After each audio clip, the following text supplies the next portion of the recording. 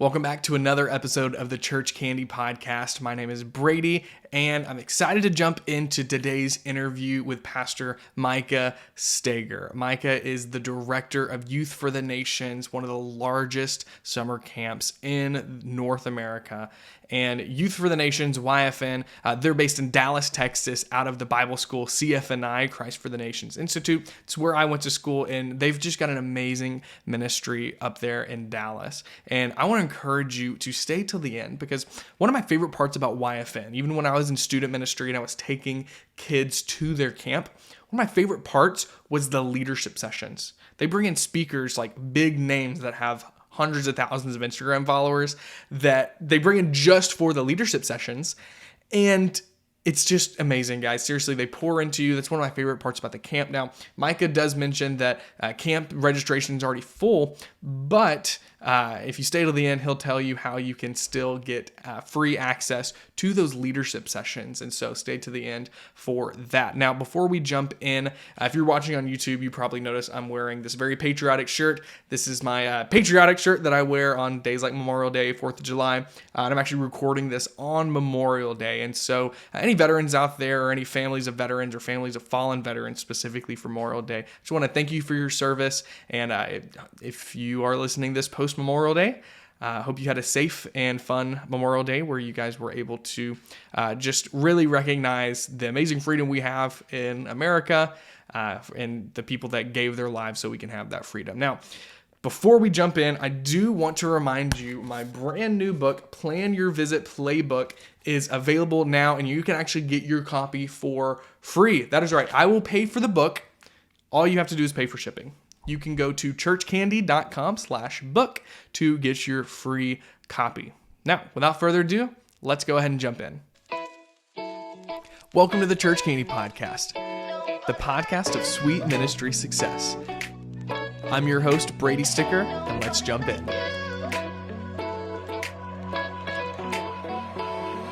What is up, guys? I am here with Pastor Micah Steger with Youth for the Nations. Pastor Micah, how are you doing today? I am doing great. Better than that, I'm talking with you, man. I'm excited to be here. That's awesome. Yeah, we go way back. I actually, I went to Christ for the Nation, CFNI, where you work, and I served under you at YFN, and you guys are doing an incredible job. Why don't you tell us a little bit about who you are and tell us a little bit about YFN? Yeah, so YFN, Youth for the Nations, it's an acronym. It's commonly referred to as YFN. We are an extension of a ministry called Christ for the Nations Institute. And so basically we provide a practical hands-on learning experience for students while they're studying at Christ for the Nations, just to get practical hands-on ministry. And so it's just an outlet for them to do what they're learning in the classrooms, especially if they do feel somewhat of a pull to reach the next generation. And so this has been, happening way beyond me ever coming to be a part of it. I did not start it, just simply stewarding it. It started in 1990, so it has 32 years of history and legacy attached to it. But every summer, consistently, it sees over 4,000 teenagers come to the 4 to 5 weeks of camp. And so my wife and I, we've been doing it. This will be our 7th summer being a part of YFN. And so we've had just really the most incredible transformative years of our life have been here and being a part of what God's been doing here. And so I also have the opportunity to teach as an instructor at Christ for the Nations. And so I oversee the internship side and the event side of YFN, but then get to teach at CFNI. And I find so much life in being in the classroom, man. I love being just taking students on a journey, seeing them discover principles, seeing things become real to them, that aha moment. Yeah. I love going through curriculum and breaking things down. So I feel like it's my pocket, man. I love the classroom side. That's fairly new. And then my wife and I have had 3 beautiful kids in the span of us being here. So we have a 6-year-old, his name is Ella, a 5-year-old named Maddox, and then a 1-year-old named Marcus. And we've been married for almost 10 years this July. Wow, so yeah, man, it's lots of life lived, but it's been beautiful every step of the way. Yeah, you guys have beautiful kids. My wife is Hispanic, so we both got the Hispanic babies. Yeah, bro. Mixed kids are the cutest, man. Dude, they really are. Adorable. They really are. Tell me, so yeah, I knew about YFN and I knew that you guys have been leading that. We're gonna touch on that, but tell me what are you guys teaching right now? Like I know you mentioned you're yes leading YFN, but you're also teaching in the classroom. What are some of the different things that you're leading there? Yeah, so I primarily teach in the youth major, which is the major program for youth ministry. Mhm. And the classes that I've been teaching, one of them is that what I'm teaching right now is cultural communicating to youth, which is different than like homiletics or anything like that. It's very Yeah. much a broader perspective of, I kind of break down 5 different popular ways of communicating, and then trying through a method of very interactive practices in the classroom, helping students find out which one they see themselves communicating more naturally in than the others. Because I feel like a lot of students will, either live or die on the hill of preaching a good expository message in Bible college, and then think that's the only way to communicate. Yeah. Or they go the opposite way and they're like, I don't want to have too much structure and limit Holy Spirit. But I think if you've been given the gift or the calling to communicate, you need to find out, okay, not only your voice, but what makes your voice amplified, and finding that unique and natural way to communicate it. So that's been a fun class. That one's new. Then I teach 2 other classes. I think it's cultural trends and issues, which that one has been really fun, man. I've really enjoyed. It's like basically taking very hot topics in the church and the world. Whoa, So hold on one second, man. My just blew a breaker in my office while no, we're recording live.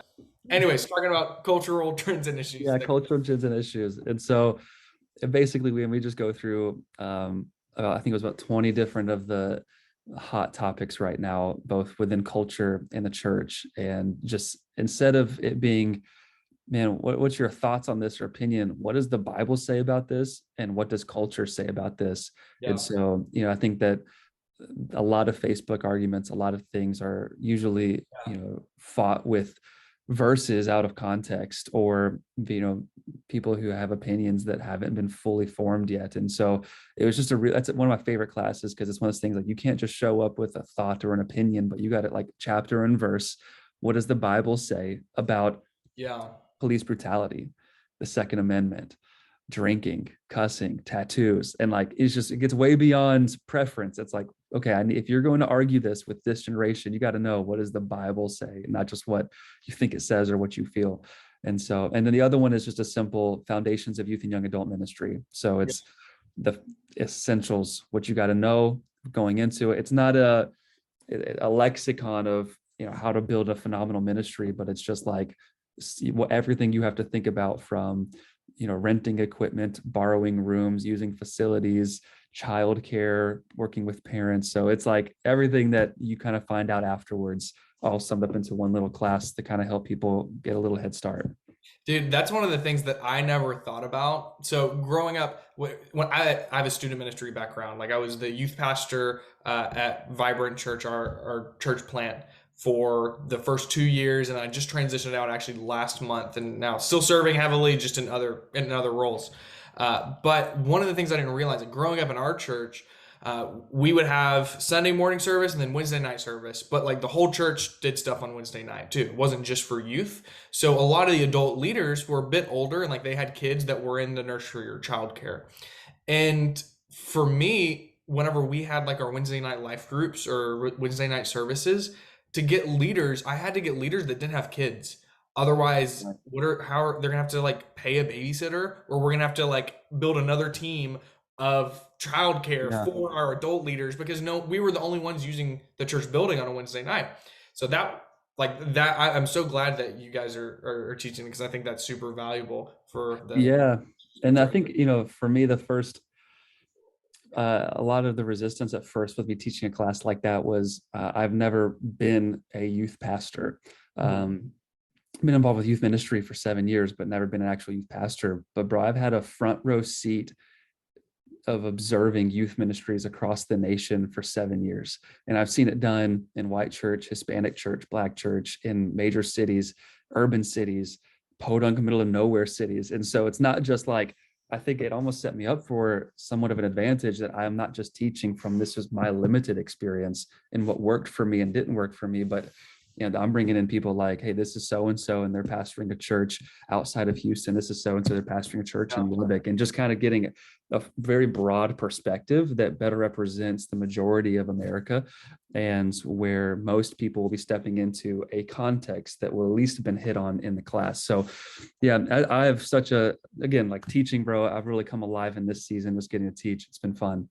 No, I definitely see that in you because I remember taking our students to YFN this past summer, and I reference your session on culture in your Yeah, ministry all the time. Even literally yesterday, we had a company meeting, and I referenced a lot of the things you said about culture is either by design or by default. And I yeah, used the illustration of my son. He's starting to walk right now, but if we're with him, he'll walk and it's great, and that's kind of like that's what we're trying to do. But like his system default, like if we leave him, he'll like just immediately go back into crawling position and like yeah. try to crawl. And I use that as the illustration there. And so like props to you, man. You are a phenomenal communicator. You Thank guys you. I do great appreciate that, things. man. Thank you. But the reason why I wanted to have you on, man, is I talk with a lot of churches, and one of the biggest burdens they have is how can we reach this generation, Gen Z, the younger millennial crowd, older Gen Z mainly, those people like me. I was born in '98, and me and my wife were a young family. We've got one year old. Uh, and a lot of the churches I talk to, they have a hard time really reaching them and like having how do you serve that group? How do you find them? How do you get them involved in your ministry? So I'd love to just we kind of shift the conversation towards that because you guys are doing phenomenal things with YFN, with yes reaching the youth, but also your team. You were telling me earlier, almost every single one of your team members is Gen Z, like is that same demographic, right? Yeah. Yeah. So we have about 150 interns right now. And I would say 90 to 95% of them are Gen Z. There's a handful that are millennial. As far as my staff goes, all but one of them, including myself. So me and another person, we're the only millennials. Gotcha. And we would be younger millennials, but everyone else is Gen Z. And so having worked professionally with them for the past 2 years in this context, and then having them as interns as well, I've really gotten to see a lot of what makes them tick. What gives them that drive and that passion, what frustrations I've had with just some of the mindsets or philosophies that have been developed. And so yeah, I think there's a lot of room to speak to that just based on my experience professionally, but also ministerially, just getting to work with them and see um, just having such a unique connection and bond with them. I never intended for that. I didn't design it that way. But it's again, just man, one of the pros and cons of YFN is that every year we have about a 60 to 70% turnover because, as you know, you move up a year at the school, and then as you do your summer credit, you'll find something else to do.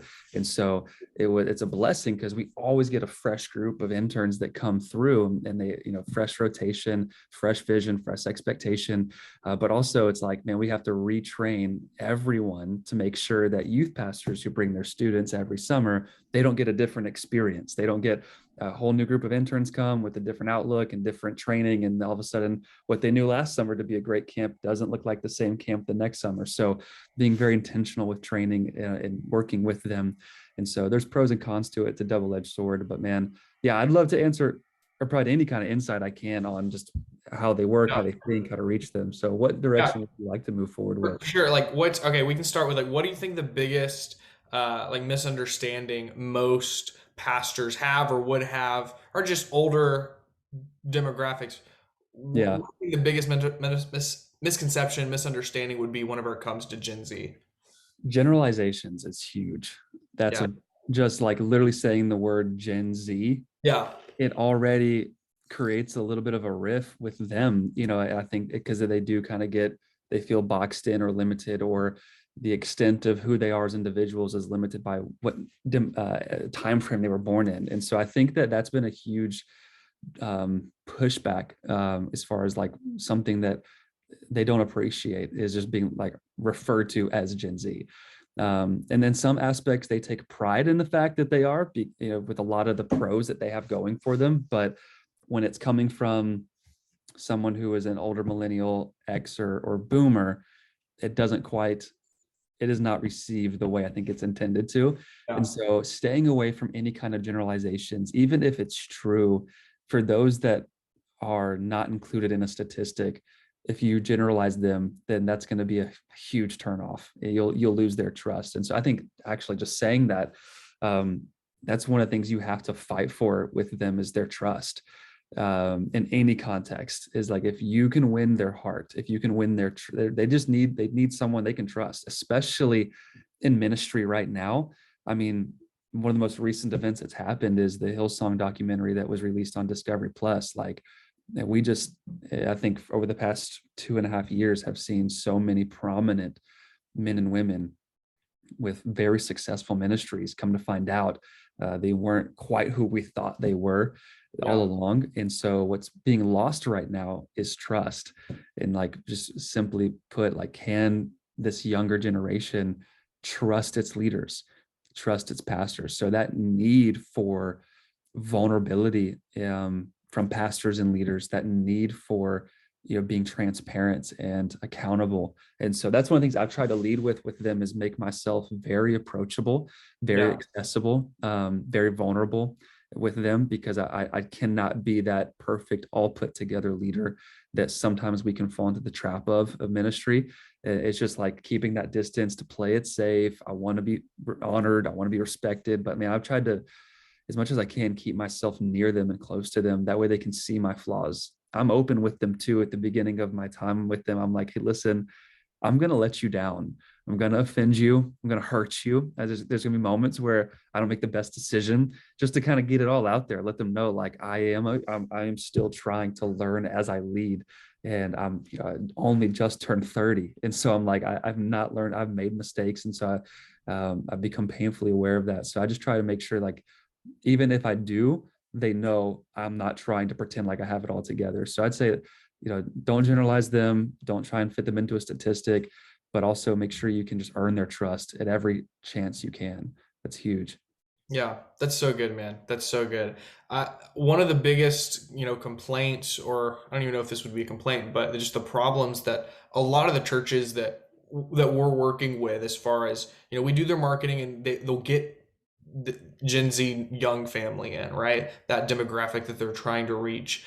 But their retention rate is really low. And I think a lot of that might be is because they're kind of putting them in that box and generalizing them. And maybe that leads to the second point that you had, is they're not being super authentic, right? And they try to, have that there. And so, on that note, man, like what's any advice you would have to pastors out there that are trying to reach, that generation, right? Especially if like they've got people that come in the doors, right? But that doesn't matter if the young family comes in the doors, but they don't come back next Sunday, or they don't get involved and they don't get plugged in to their ministry. Yeah, I think what I'm noticing, not just in ministry, but even in corporate world, we're noticing with Gen Z, they're willing to get paid less to be a part of something that they believe in. So they could have the qualifications, they could have the drive or the opportunity to go somewhere and get paid more, but they would much rather take a pay cut. Whereas I feel like millennials were all about, like, I'm going to network my way into something, like financial success. Yeah.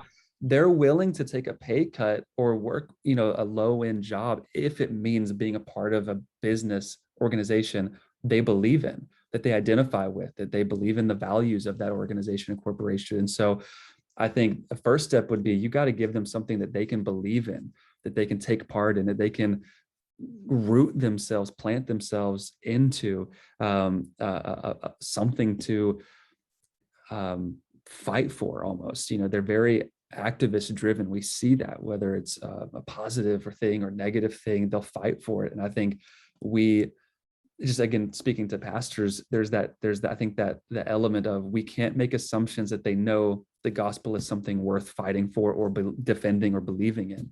It's like, I think the case has to be made like, we need to make it very clear. We have to make every effort we can to paint the picture of, eliminating any assumptions as possible, and just making sure like that the core values of our church are communicated as often as possible.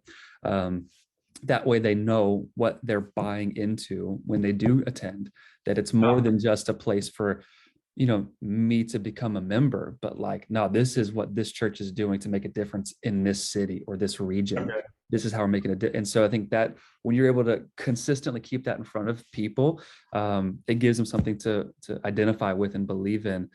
And the second thing is, I think like believing, but also becoming, like giving them something, ownership in what you're doing. Like it's a huge risk to trust very key parts of our organization in the hands of a 19-year-old, especially ones that are typically ran by people who have graduated with a bachelor's in hospitality or business administration, and you're literally giving it to a 19-year-old who's in their first year of college. And it takes a lot of trust and lots of patience, lots of inspection, and accountability there. But that's something that I think I've gotten the most out of the people that I give the most to. And so, being able to empower them and give them enough room to make mistakes. Knowing in my mind, knowing they are going to make mistakes. It's not going to be perfect, but the more ownership I can give them, the more I'm going to get out of them. And so that, just with the few people that I've been able to do that with, man, we've seen just exponential success in every term, every expression of that term, whether it be growth in culture, growth in finances, growth in sales, growth in communication systems, processes. Like it's hard to really calculate, put metrics to that, but like our social media right now, I think she's 19. It's being completely run by a 19-year-old. And this is an account that's responsible for, like, we haven't paid for one sponsored ad, nothing. The only way we send out any kind of information will be through our Instagram. We barely even do Facebook. We don't even do that good of a job. I would say we don't even do email blasts. It's very limited when we do that. I think we've maybe done 2, but we are at almost 3,900 registrants since we opened registration in January. And so, like, again, just being able to trust, they know the minds of their generation. They know what they're looking for. They know what graphics, what texts, what phrases, everything. And so it's taken a lot of trust, because especially you've been in it for long enough, you know how it used to be. And I'm just learning more and more, like, even as a younger millennial, man, I'm realizing I don't have it the way I used to. I don't understand Gen Z as much as that, but I'm able to basically really get good at bringing people around me who know how to reach the people we're trying to reach, and then just steward them well. So being able to create a space where they can believe, understand what the core values of the organization, give them something to buy into, and then give them ownership, empower them, give them responsibility, and let them grow in that. I think those are 2 huge areas. That's so good. I've been a part of ministries before, and I realized the Gen Z in me is like really resonating with what you're saying. Because typically I consider myself, like, on paper I'm like one of the oldest Gen Z, but like I look at my younger brother who's like 15. I was like, me and you are not the same. But I'm listening to what you're saying, and it's resonating with me so much, because I see so many ministries and even churches that I've been a part of where leadership is leadership, and they don't do anything to raise up leaders. And it's like they've built a church of consumers, and you go to church on Sunday, you go to Bible study on Wednesday, and that's it. And it's been crazy, because now the church that we're a part of, they do so well at being intentional on discipleship. And part of that is like, hey, Jesus served more than anyone else. So to disciple you, we're going to teach you how to serve. Right. Absolutely. And I think that's so big for this generation, especially with what you're saying, with how they're so passionate about things, and they're like willing to take a pay cut to work towards a common goal that they're passionate about.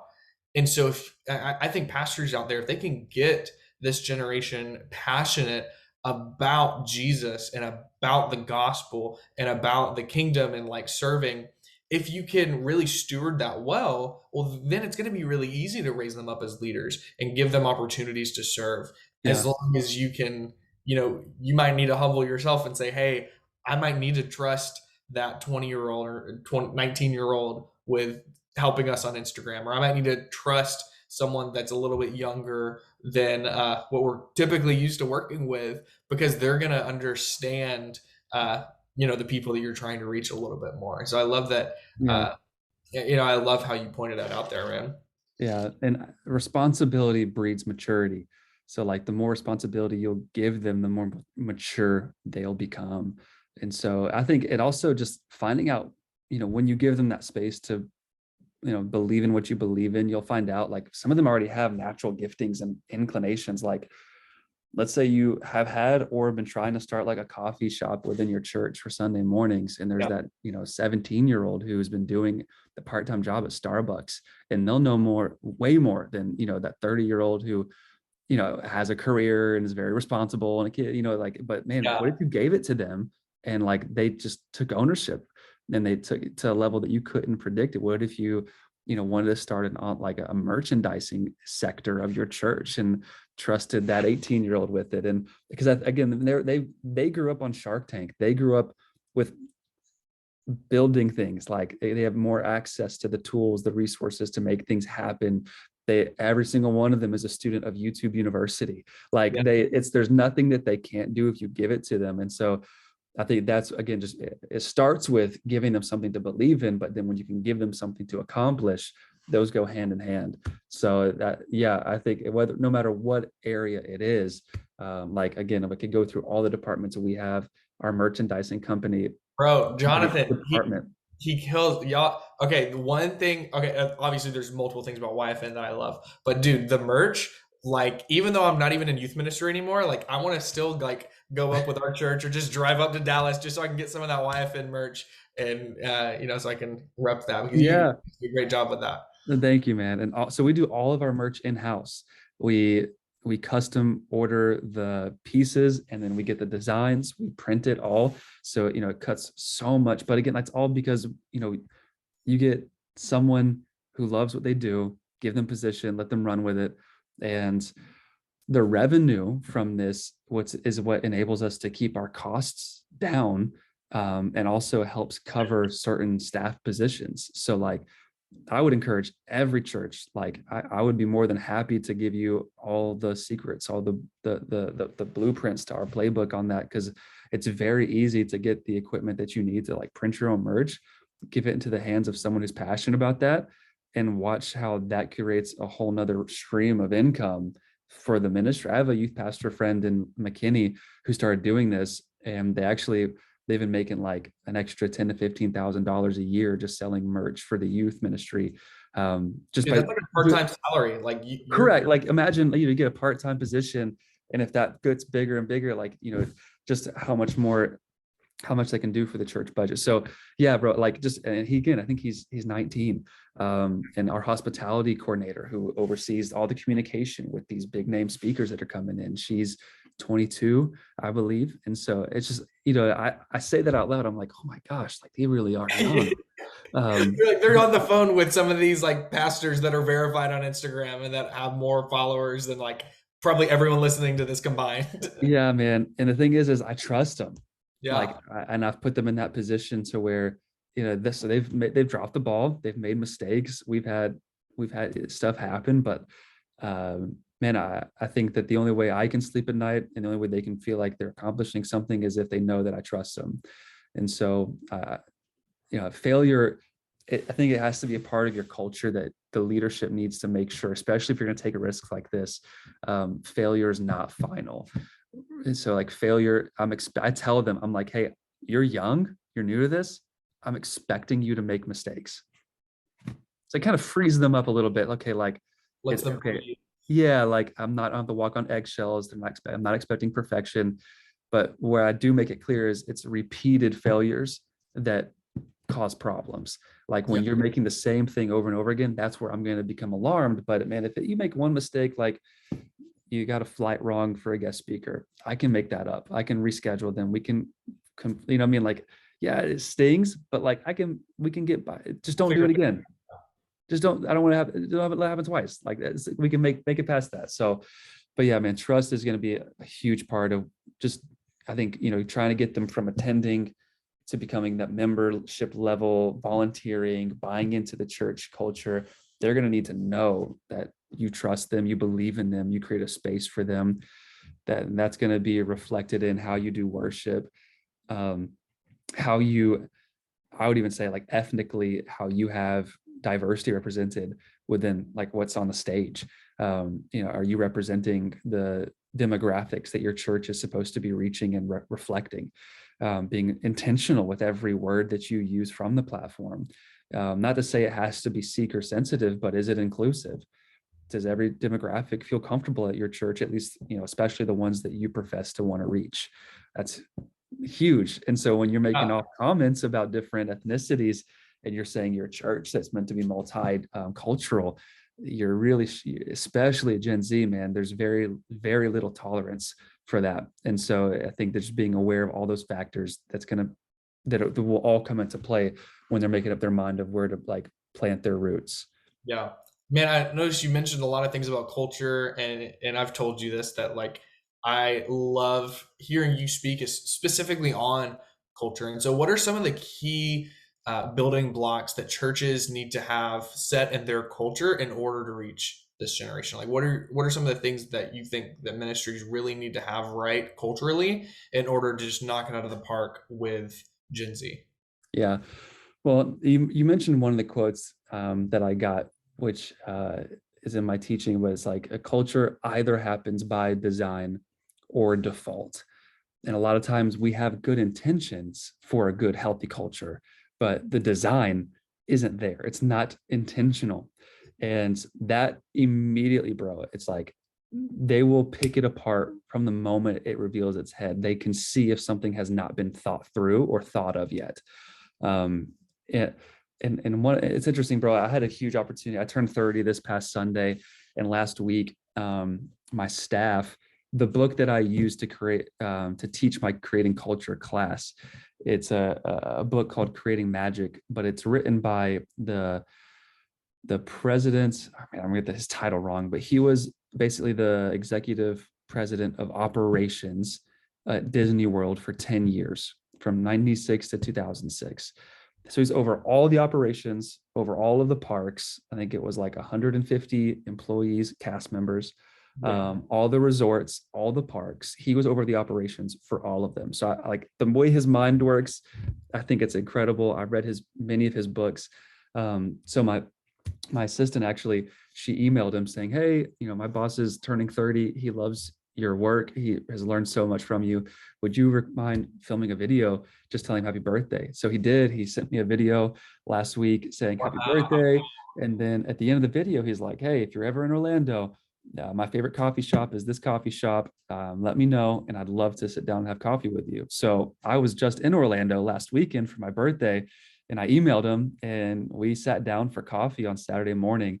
And I had an hour with him. And this guy's like, highly sought after in corporate world, the government session. it costs anywhere from $20,000 to $30,000 to get him for a session. Like, I was just like, bro, geeking out. And I'm like, I've learned from him for 4 or 5 years now, just reading his books, taking so much in. How can we improve our culture and our systems and operations and everything? And you've heard me teach on this. So it's like, that this is the passion I have for it. But a lot of what I have seen is just every part of our culture has to be designed. So what feeling do people get when they first pull into the parking lot? How well has their guest experience been thought of? And this is something that, again, Gen Z thinks about, whereas millennials, it may not have been at the forefront of their mind, not even Xers, but they think about. This is why they'll choose to do business with premium brands, not knockoff brands or whatever is the cheapest. Like, they'll choose to not drink a $2 cup from Starbucks and go somewhere and pay $3 extra because the experience is better. This is me right now. Yeah, right. Third gen coffee right here in the Woodlands. If I told you Gen Z hates Keurig, And someone watching this right now, like, what's wrong with Keurig? See, that's like, you have to ask what's wrong with Keurig, but for them, it's where's the experience in that? And so it's like all of these things, this is how they think through where they choose to make their commitments.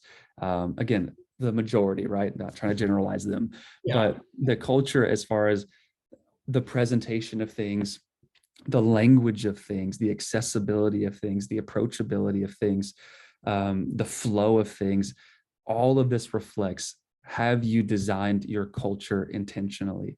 And if I could break down the term culture, it would be a system of beliefs, values, and assumptions about life that are shared by a group of people that ultimately guides their behavior.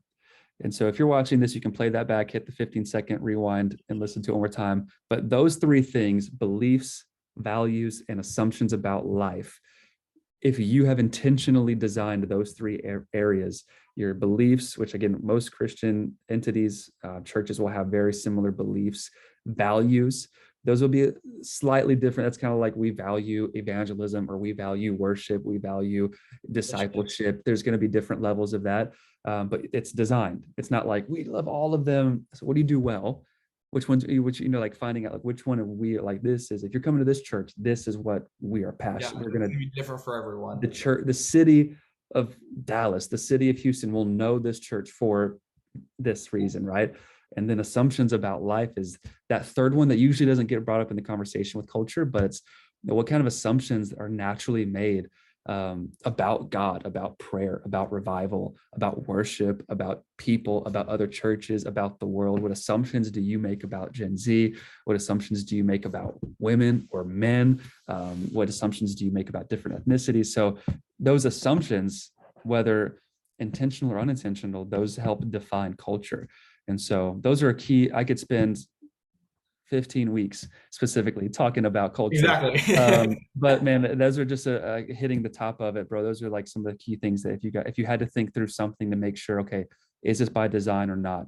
I would think through those three areas. Yeah, you've got to run it through the filter in your head, everything you do. And because there's going to be things, even whenever you go through and you design it, there's still going to be things that you find that are happening by default.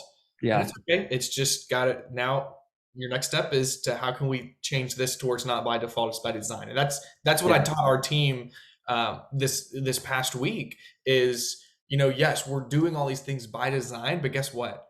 There's a million little micro things that happen in our business every single day. And you're a minister, there's a million little micro things that happen, right? And you can't set all of them by design tomorrow, Yeah. right? And there's going to be things that are by default that you're going to find and be like, okay, we need to fix that. And a lot of the times it's going to be having the right people on the right seats on the bus as far as your team that are going to be able to recognize what that is and then help Yeah. you improve that. Yeah. And that alone is super valuable. That's something that we realized, and like for churches listening to this, just to echo what Mike was saying, is you've got to have the right people in the right place, like the right team members, and it's okay if they are Gen Z. Like it's more than okay. I would prefer, especially if that's someone you're wanting to reach, and making sure you're trusting them and all of that. Like recently, we promoted a team member to a customer success manager position, to where he was just honestly overall, it was like, how can we make sure our clients are having the best experience possible, and how can we improve retention, right? To where they don't end up leaving. Like we just want to make sure, honestly, they stay with us forever, right? That's what Yeah. all businesses want. If we can keep our YFN, if we can keep youth ministries coming every single summer, every conference we do, like how can we keep Yeah. retention there, right? So that's what this guy's job was. And I was like, hey, for this, training I want you to lead, just teach on customer service. Like how can we improve? And it was very vague what I told him. I was like, yeah, just come up with like a presentation. And I had very low expectations. I thought he was gonna be like, oh, just use like Chick-fil-A's customer service. Just always like Yeah. I don't know. I didn't even know what to expect. And I'm sitting there during his presentation this week, and I am blown away Wow. by he had quotes and he like had little things like breakdowns of acronym. Like it just was incredible. And our team got so much value from it. I'm glad we recorded it that I'll be able to show it to future team members. And like it was, I Yeah. feel like I'm not even doing it justice explaining it, but it was very, very good. I was blown away by it. And that wouldn't have happened if I wouldn't have trusted him to just Yeah. take the bull by the horns and run with it. Because a lot of the times, I'm sure you guys notice that in YFN, all of these 19, 20-year olds leading these departments are, when they knock it out of the park, you're like, dude, Jonathan killed it with this merch design, or Yeah. Lexi is just doing amazing with registration. I'm name dropping people because like Yeah.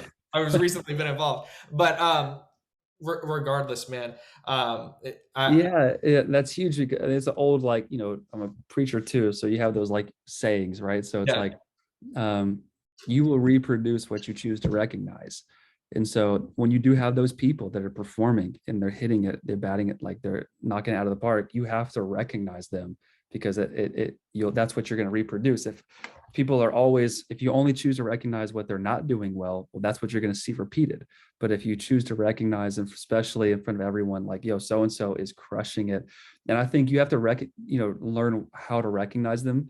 um, the criteria for that isn't just they impressed me, but I've kind of established like our core values to like 6 key things: honor, integrity, faith, servanthood. And so along those lines, if I see someone demonstrating servanthood, I'm going to recognize them in front of everyone so that people know, oh, that's what they value. right. That's what Connect the dots literally and say like that's servanthood. right. That's our fourth key value, core Yeah. value. And it's like, and that's how you will be recognized and celebrated in this culture, is by modeling our values. So it just helps reinforce the culture. It creates again a place for people to become and belong. So it's very key that you would recognize. And also, like, man, when they don't get it right, so it's like, what happens when they don't? Having your core values set in place gives you something to refer back to and say, hey man, situation happened when it didn't seem like you really handled that with a servant's heart. Yeah. Can you help me understand what happened there? It's like, okay, that servanthood is a key value for ours, right? Like, can you Yeah. make sure next time you model that for me? And that's Yeah. all it is. Like, it points it back to the values, so you're not the bad person, right? It's just, I'm holding you accountable to the core values of this place. Yeah, talk a little bit more. Like you guys explained it really well on how each core value has like extra, like saying that goes along. You don't have to recite all of them, but Yeah. like, what made you guys decide? Like, what are your core values? How many core values should you have? Like, should you have your whole team memorize it? Like, walk me through that process, like for you guys.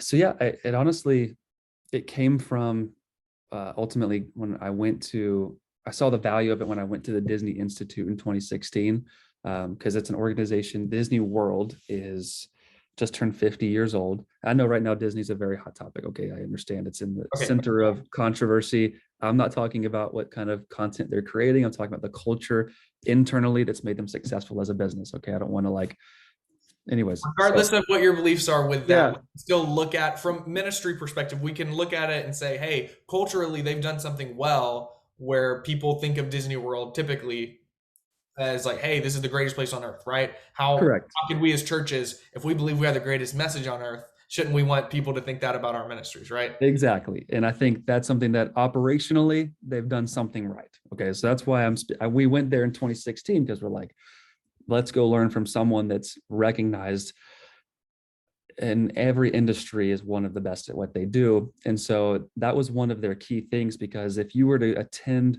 the parks there and you're interacting with cast members, which is what they call in their employees, their frontline members, their training is so well done that you wouldn't be able to tell the difference between a recent hire and someone that's been there for 30 years.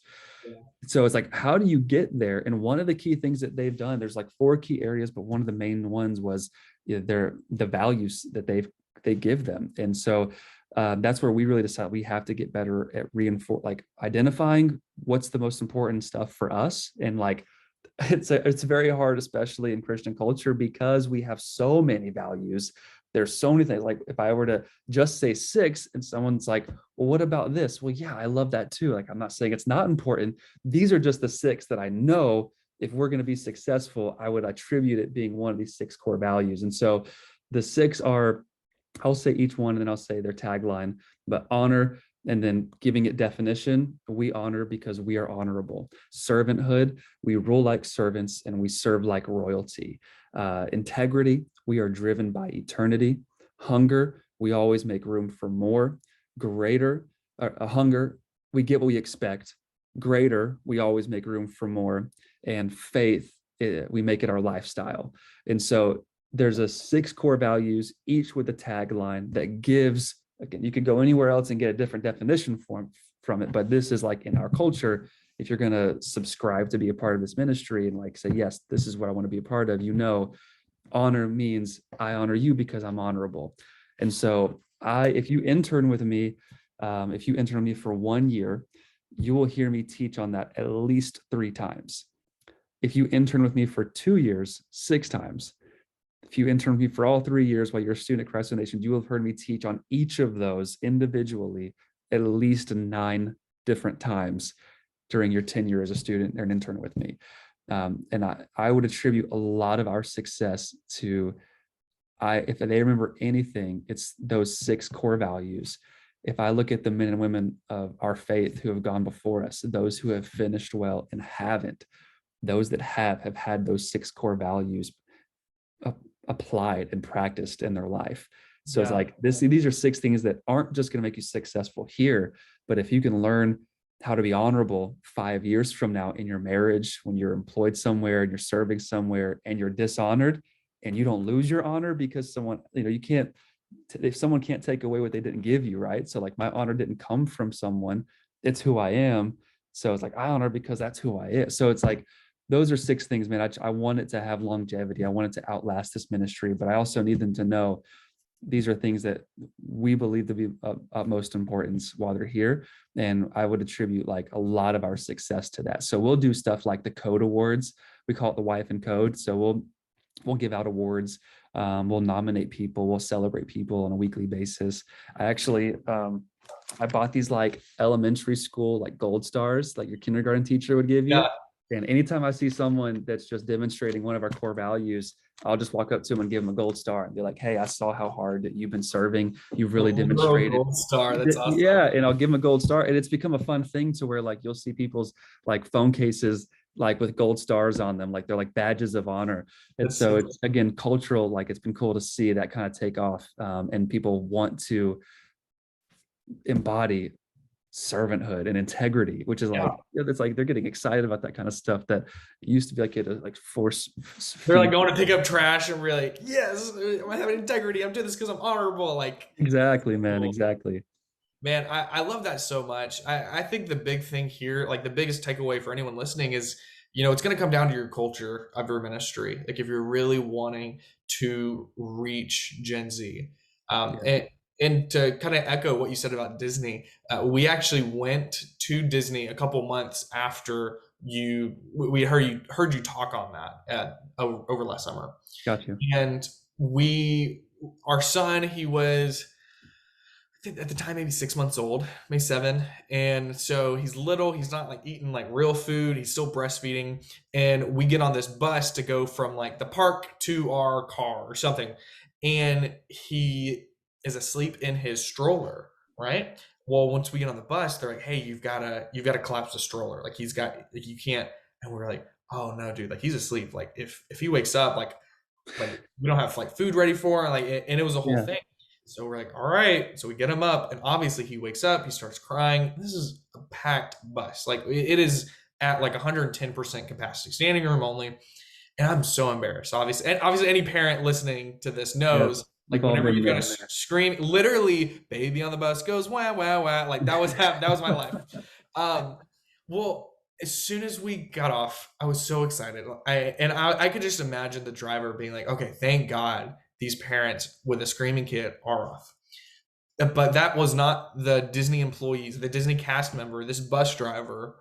And you got to think, in the hierarchy of cast members, bus drivers probably on the low end of the totem. Right, man. Right? Yeah. And I thought he was just going to be excited to drive off. No, this guy, he gets out of the driver's seat and he comes up to my son, who's like just on the back end of crying, still, right? The shivers, the quiver, yeah. And he looks at him and goes, buddy, I'm so sorry we had to wake you up from your nap. But here's a little, and he gave us a little pin, like one of the Disney pins that you can like trade and collect. And he's like, but I hope this will help you, or at least your parents, remember your experience here at Disney. I'm sorry we had to wake you up from your nap. Wow. And me and my wife were blown away. And I was like, I need to call Micah right now. Like, this is literally what he was talking about. But it is so true, because it took that experience for us. Like, he knew that me and my wife, we were embarrassed and we were frustrated. He knew that my son was upset. And obviously, as a 6 month old, he doesn't know what a pin is. Like, No. it doesn't mean anything to, it wasn't for him, it was for us. Yeah. And that was so cool to see him do that. And I think the big thing for churches is, yes, set all of that up, set your core values up culturally, because you're absolutely right. Once someone pulls up to your campus, you've probably heard the stat. It's like, when someone pulls up to your campus, within 10 minutes, they're going to make a decision on whether or not they're coming back next week. Yeah. And what I tell our pastors that we work with is like, okay, what if you can blow their experience out of the water before they drive up on campus? And that's where your marketing comes in. That's when, you want to be authentic in your marketing campaigns and ads on Instagram and Facebook that you're running, right? And then if you get someone to like plan a visit to come check out your church and you've got their phone number, well, whenever you follow up with them, right, we recommend them, like, having the lead pastor actually send personalized selfie videos. I got this from Adam McCain. They do this Yeah. at the Hill. He still does that. Yeah. Yeah, after you visit that next Sunday, you're gonna get a person, or they changed the name of their church, but Hill regardless, City. Yeah. Yes, Hill City. I was serving there at CFNI, and I was playing drums for them. It's a big church. Pastor Adam's busy. It's not like me and him had a really good relationship as far as like, oh, he's my pastor, he's my spiritual father. I Yeah. had a couple conversations with him, but you know how it is, right? Yeah. And my parents come to visit one Sunday, and they fill out a Connect card, and they're like, oh, we're just visiting. Our son Brady plays drums. It was a great service, right? Well, that next Monday, my dad gets an email, and it's from Church on the Hill, and it says, Pastor Adam recorded a quick video for you, or something like that. And my dad, obviously running a marketing company with us, he's like, oh, this is probably just some canned email that they send to everyone. And he watches it, and it's Pastor Adam going, hey, Billy and Rusty, I just want to thank you so much for coming to check out Church on the Hill. We love having Brady a part of the team. And like, and yes, he said their name in it, but like, he referenced their Connect card, and it was like so personal to them. And my dad was blown away. He still talks about it today, and that's awesome that they do that. And so what we'll do now is, whenever someone like sees an ad on Facebook and they click on it and they like plan a visit, they put like their name, email, and phone number, saying, oh, I want to come check out this Sunday service, right? Well, what we'll do is, in the follow-up strategy, they're going to get a personalized selfie video from the pastor that they can send just on the mobile app. And it'll be like, hey, Micah, this is Pastor Brady from a Vibrant Church. I saw you and Yvette are coming to visit this Sunday. Man, I cannot wait to meet you guys. I would recommend getting here a couple minutes before service. That way you can get the kiddos checked into childcare. And maybe if you want to grab a cup of coffee from our cafe, and feel free to park in one of those guest spots up front. But anyways, love you guys. Cannot wait to meet you. And let us know, like, how can we be praying for you before we see you on Sunday. But be blessed, and we'll see you then. Right? Taking 30 seconds to film that quick video, dude, it is incredible, because no other ministry in your area is doing that. And obviously it's not like competition or anything, but what it is, people will go to other churches and there's church hurt, right? They feel neglected. They feel like they're just a number. They feel like they're just consumers, and they feel like sometimes the leadership of that ministry doesn't care. And so if you can blow your first impressions out of the water and set that up culturally in your marketing on the front end, it's gonna make it really easy whenever they do show up and they have the greeters and everything's in place, and you give them a clear next step to be able to join a team and really buy into the vision. So I think everything you said, like, it was so valuable. I hope you guys listening to this, like, really I guess if you're this far in, you did listen, but like, this is so good, Micah. Thank you so much. Any final words, any last tips or advice for people out there listening? I think sharing that story about Disney, like that one moment you had, that wasn't because there was one person who decided, man, today I'm going to go above and beyond. It was because he was trained to look for those moments to exceed people's expectations. And so we have, as the church, the greatest message in the history of humanity. And so our culture should reflect that. And every part about what we do should be so intentionally designed as much as it can be, Yes. to where people are, this is one phrase that I feel like I get people to memorize anything if they spend time working with me, is that preparation communicates value. And so by thinking through the details, planning out the experience, sending videos like that, Yeah.